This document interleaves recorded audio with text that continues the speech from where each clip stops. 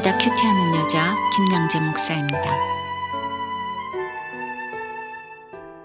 오늘 큐티인 말씀은 에스겔 41장 1절에서 26절까지입니다.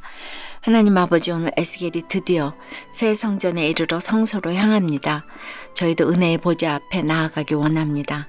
말씀해 주시옵소서. 듣겠습니다. 은혜의 보좌 앞에 나아가려면 첫째, 집착과 무거운 짐을 내려놓아야 합니다. 지난 40장에서 예루살렘 성이 함락된 후 14년 만에 여호와의 권능이 에스겔에게 다시 임하고 하나님의 이상 중에 에스겔을 이스라엘 땅으로 데려가 새 성읍을 보여주시고 새 성전을 향해 함께 오르시며 성전 바깥들에서 안뜰에 이르기까지 담과 문 층계들을 하나하나 측량해 보여주셨지요. 그리고 오늘 41장에서는 성전에 이르러 성전문 벽과 문 통로의 너비 그리고 성소를 측량해 보여주십니다. 그런데 2절에 그 문 통로의 너비는 10척이오라고 했는데 3절에 그가 안으로 들어가서 측량한 문 통로는 6척이라고 하네요. 성소로 들어가는 통로가 왜 이리 점점 좁아질까요? 하나님께로 나아가는 길이 그만큼 좁다는 것입니다. 좁은 길로 가려면 이 짐 저 짐 무거운 짐을 다 내려놓아야 하지요. 거룩을 이루어야 합니다. 그런데 늘 에스겔을 데리고 다니던 천사가 3절에서는 왜 혼자 안으로 들어갔을까요? 4절에 보니 이는 지성소니라 하고 합니다. 지성소에는 대제사장만이, 그것도 1년에 단 한 번 속죄일에만 들어갈 수가 있었지요. 대제사장이라 하여도 죄를 회개하지 않고 아무 때나 들어가면 즉시 죽임을 당했습니다. 제사장 에스겔이 이 규례를 모를 리 없으니 그 안으로 따라 들어가지 않은 것이지요.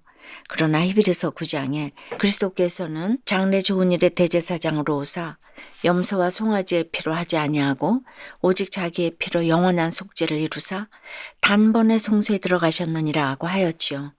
마태복음 27장에 예수께서 십자가에 못 박혀 영원히 떠나실 때 성소 휘장은 위로부터 아래까지 찢어져 둘이 되었습니다.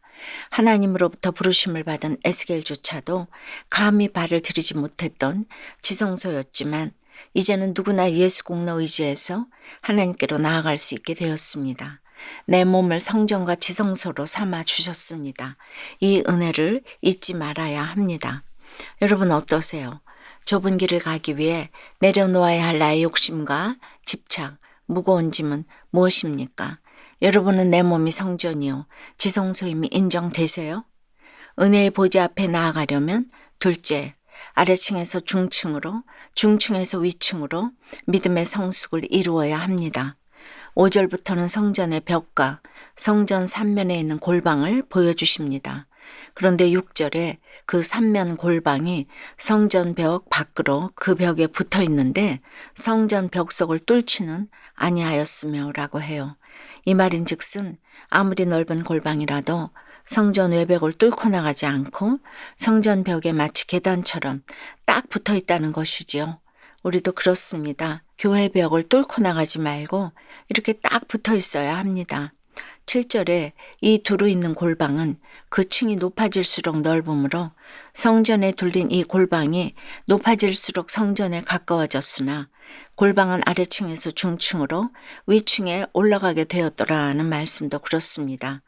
18세기 청교도 신학자인 매튜 헨리는 이 구절에 대해 믿음의 수준이 높아질수록 마음이 넓어진다고 해석하였지요. 하나님과 가까워지려면 아래층에서 중층으로 그리고 위층으로 단계를 오르며 믿음의 성숙을 이루어야 합니다. 맨날 그 자리에 머물러서는 하나님과 가까워질 수 없습니다. 12절에 서쪽 뜰 뒤에 건물이 있는데 너비는 70척이요 길이는 90척이며 그 사방벽의 두께는 5척이더라고 합니다. 성전의 동남북쪽에는 문이 나 있는데 성전 뒤편 서쪽에는 문이 없고 건물만 있다고 하네요. 그 건물 때문에 뒤편으로는 성전으로 들어갈 수가 없습니다. 뒷문 들락거리듯 교회 다녀서는 결코 하나님을 만날 수가 없다는 것이지요. 16절에 문 통로벽과 닫힌 창과 3면에 둘려있는 회랑은 문 통로 안쪽에서부터 땅에서 창까지 널판 자로 가렸고 17절에 문 통로 위와 내전과 외전의 사방벽도 다 그러하니 라는 것도 그렇습니다.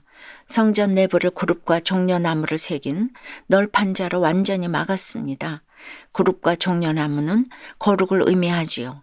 하나님이 계신 거룩한 곳을 외부와 철저하게 구분했다는 것입니다.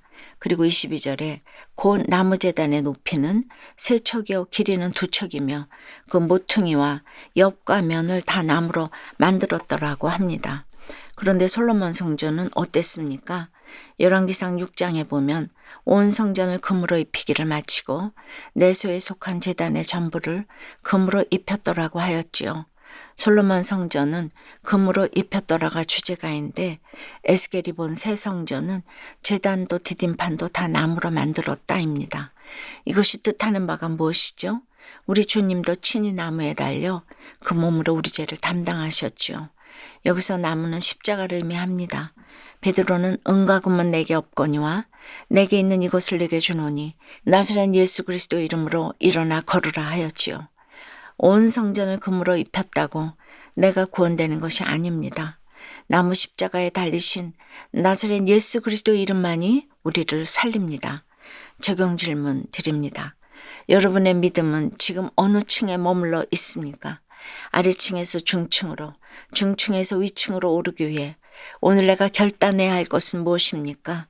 거룩의 널판 자로 완전히 막아야 할 세상 유혹은 무엇입니까? 강남의 밤의 안녕을 선언하고 이제는 줄로 재어주신 환경에서 약속의 말씀을 붙들고 나아가길 소망한다는 한 집사님의 큐티인 묵상 간증입니다. 저는 아내가 미국에서 박사학위를 취득하는 동안 홀로 강남에 살면서 밤문화를 즐겼어요. 하지만 아내가 귀국한 후 집안에서는 날마다 전쟁이 일어났어요. 고부 갈등, 자녀 문제, 떨어져 있을 때는 몰랐던 문제들도 속속 터졌어요. 그러다 말씀을 묵상하는 교회로 인도되어서 말씀으로 삶을 해석하는 지체들의 간증을 들으니 조금씩 저희 죄가 보이기 시작했어요.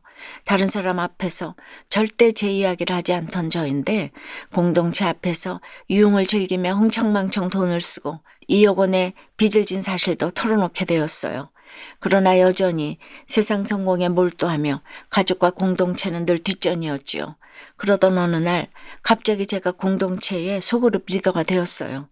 어떻게든 세상에서 인정받고 돈을 더 많이 버는 게 인생의 목적인 저에게 믿기지 않는 일이 일어난 것이에요.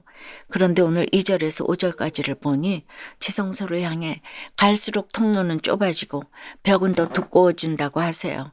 세상 탄탄대로만 걸어가려 하니 이제 더는 세상으로 떠내려가지 말라 하시며 소그룹 리더로 세워 좁은 통로를 걷게 하시는 하나님의 사랑이 비로소 깨달아집니다.